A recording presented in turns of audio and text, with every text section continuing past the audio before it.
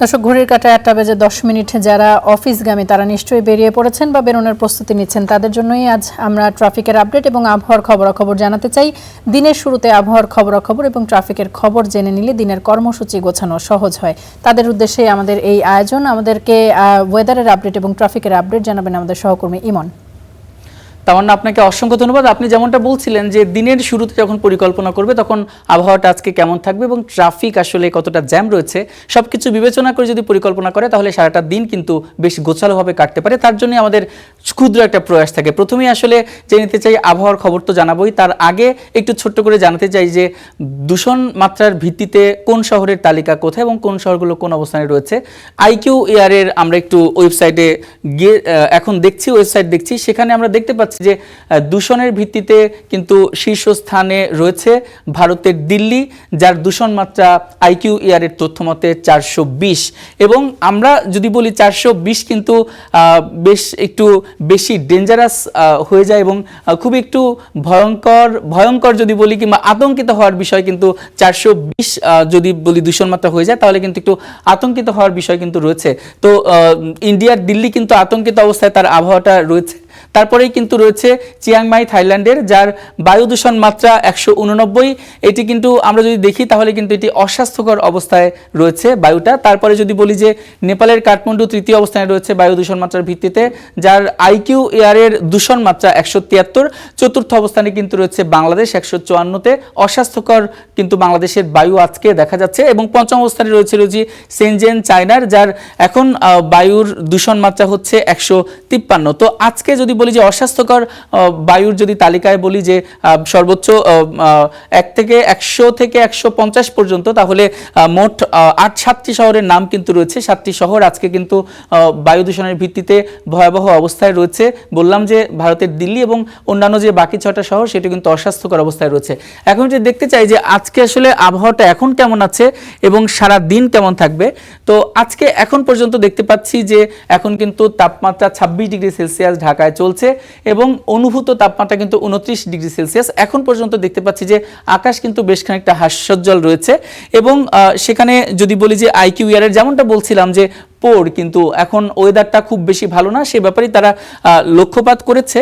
আর একটু দেখতে চাই যে প্রতি ঘন্টায় আসলে আজকের আবহাওয়াটা কেমন থাকতে পারে এবং মেঘাচ্ছন্ন কি হাস্যোজ্জ্বল, রোদে হাস্যোজ্জ্বল সবকিছু যদি বলি। এখন তো 8টা পেরিয়েছে সময়, তো 9টার সময় কিন্তু 28 ডিগ্রি সেলসিয়াস তাপমাত্রা থাকবে ঢাকা শহরে, 10টায় থাকবে 29 ডিগ্রি সেলসিয়াস, 11টায় 31 ডিগ্রি সেলসিয়াস। যদি বলি যে এই যে 9টায় কিন্তু খানিকটা মেঘের ঘনঘটা দেখা যেতে পারে, তারপরে 10টা 11টার দিকে কিন্তু সেই ঘনঘটাটা কমে যাবে এবং 12টায় দেখতে পাচ্ছি যে আবার হাস্যোজ্জ্বল কিন্তু আমরা দেখতে পাবো। 12টায় তখন কিন্তু 32 ডিগ্রি সেলসিয়াস তাপমাত্রা থাকবে, 1টায় কিন্তু তাপমাত্রা থাকবে 33 ডিগ্রি সেলসিয়াস, 2টায় থাকবে 34 ডিগ্রি সেলসিয়াস এবং 3টায় কিন্তু তাপমাত্রা থাকবে 35 ডিগ্রি সেলসিয়াস। আর 4টায় কিন্তু আবার একটু কমতে পারে, সেটা 34 ডিগ্রি সেলসিয়াস দেখতে পাচ্ছি 4টায়। 5টায় কিন্তু তাপমাত্রা থাকবে 33 ডিগ্রি সেলসিয়াস এবং 6টায় 31 ডিগ্রি সেলসিয়াস এবং সন্ধ্যায় কিন্তু বৃষ্টি নামার একটি সম্ভাবনা রয়েছে এবং বজ্রপাতও হতে পারে। সেভাবে বলছে 7টায় কিন্তু 29 ডিগ্রি সেলসিয়াস তাপমাত্রা থাকতে পারে।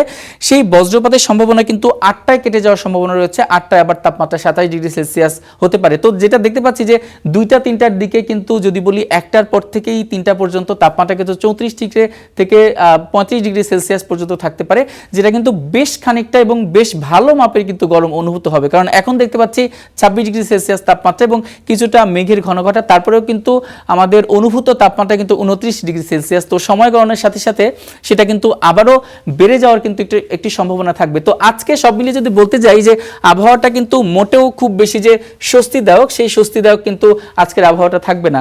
আবহাওয়ার কথা বলছিলাম, এবার একটু জেনে নেই যে ট্রাফিক আপডেট আজকে এই মুহূর্তে আসলে কেমন জ্যাম চারদিকে রয়েছে সেটা একটু দেখার চেষ্টা করি। যদি বলি যে ঢাকার একটি প্রবেশ পথ দিয়ে যদি শুরু করি আমিন বাজার, সেই আমিন বাজারে কিন্তু এখন দেখতে পাচ্ছি যে আমিন বাজারের পরে ঢাকায় প্রবেশ মুখে কিন্তু বেশ খানিকটা জ্যামের ঘনঘটা কিন্তু ইতোমধ্যেই রয়েছে। মিরপুর 1 নম্বর যদি বলি, মিরপুর 1 নম্বর 2 নম্বর হয়ে 10 নম্বর যাওয়ার পথটা আমিন বাজার দিয়ে, সেখানে কিন্তু গোটা রাস্তা জুড়েই থেমে থেমে কিন্তু জ্যাম কিন্তু রয়েছে। এবং যেমনটা বলছিলাম মিরপুর 10 নম্বরের গোল চত্বরে কিন্তু এই যে 4 রাস্তার মোড়, সেখানে 3 রাস্তায় দেখতে পাচ্ছি যে কিন্তু বেশ খানিকটা জ্যাম কিন্তু রয়েছে। আবার যদি বলি যে বেগম রোকেয়া সড়ক দিয়ে যদি যদি যাওয়া যায় হচ্ছে আগারগাঁওয়ের দিকে, তাহলে আগারগাঁওয়েও কিন্তু বেশ খানিকটা জ্যাম, আগারগাঁওয়ের যে মোড়টায় সেখানে কিন্তু বেশ খানিকটা জ্যাম কিন্তু রয়েছে মিরপুর 10 থেকে আগারগাঁও যাওয়ার পথে। আবার ওদিক থেকে যদি বলি গাবতলীতে কিন্তু বেশ খানিকটা আজকে জ্যাম রয়েছে। গাবতলী থেকে মোহাম্মদপুরের পথটায় কিন্তু থেমে থেমে বিভিন্ন জায়গায় জ্যাম কিন্তু রয়েছে। আর এদিক থেকে যদি বলি ধানমন্ডি যাওয়ার পথেও কিন্তু গাবতলী হয়ে ধানমন্ডি যাওয়ার যে পথটা রয়েছে সেই পথেও কিন্তু আজকে দেখতে পাচ্ছি যে ইবনে সিনা মেডিকেল এবং অন্যান্য জায়গায় কিন্তু বেশ খানিকটা জ্যাম রয়েছে। আবার যদি বলি যে ফার্মগেট এরিয়া এখনো জ্যাম শুরু হয়েছে। তেজগাঁওয়ে কিন্তু আমরা দেখতে পাচ্ছি যে অনেক জ্যাম, এবং ফার্মগেটের গোলচত্বরে, সেই গোলচত্বরেও কিন্তু এখন বেশ খানিকটা জ্যাম শুরু হয়ে গেছে। অন্যদিকে যদি বলি যে মহাখালী ডিওএস এবং মহাখালীর যেটা বাস টার্মিনাল সেখানে কিন্তু আমরা বেশ খানিকটা জ্যাম দেখতে পাচ্ছি। আরেকটি জায়গায় যদি বসুন্ধরা সিটি কারওয়ান বাজার এবং ফার্মগেট থেকে কারওয়ান বাজার পান্থপথের পথে সেই চৌরাস্তায় কিন্তু দীর্ঘ লাইনের জ্যাম দেখতে পাচ্ছি। ওদিক থেকে ঢাকা ভার্সিটি শাহবাগ সেখানেও কিন্তু ইতোমধ্যে জ্যাম শুরু হয়ে গিয়েছে। আমরা দেখতে পাচ্ছি যে রেড সিগন্যাল। এদিকে যদি হোটেল ইন্টারকন্টিনেন্টাল রমনা পার্কের ওই সাইডটা দিয়ে কিন্তু জ্যাম এখন খানিকটা কম রয়েছে, কিন্তু মালিবাগে দেখতে পাচ্ছি মালিবাগের যে মোড়টা সেখানে কিন্তু রামপুরা হয়ে মালিবাগের যে রোডটা সেখানে কিন্তু ইস্ট ওয়েস্ট ভার্সিটি হয়ে ব্র্যাক ভার্সিটি হয়ে সেই দিকে কিন্তু আমরা দেখতে পাচ্ছি তীব্র জ্যাম কিন্তু ইতোমধ্যে শুরু হয়ে গেছে।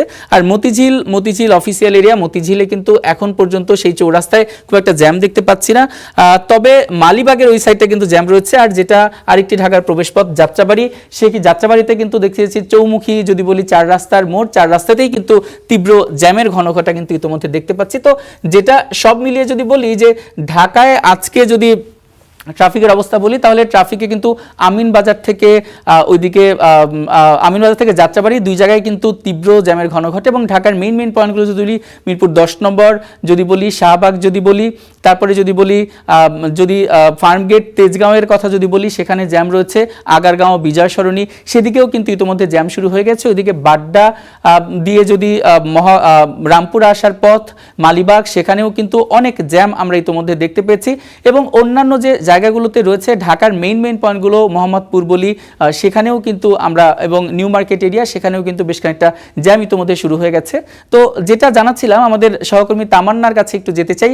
তো তামান্না, আসলে আজকে যদি বলি যে ট্রাফিক আপডেটের এই ছিল সর্বশেষ, ইতিমধ্যে কিন্তু জ্যামের ঘন্টা চারিদিকেই বেজে গিয়েছে। অসংখ্য ধন্যবাদ ইমন আপনাকে।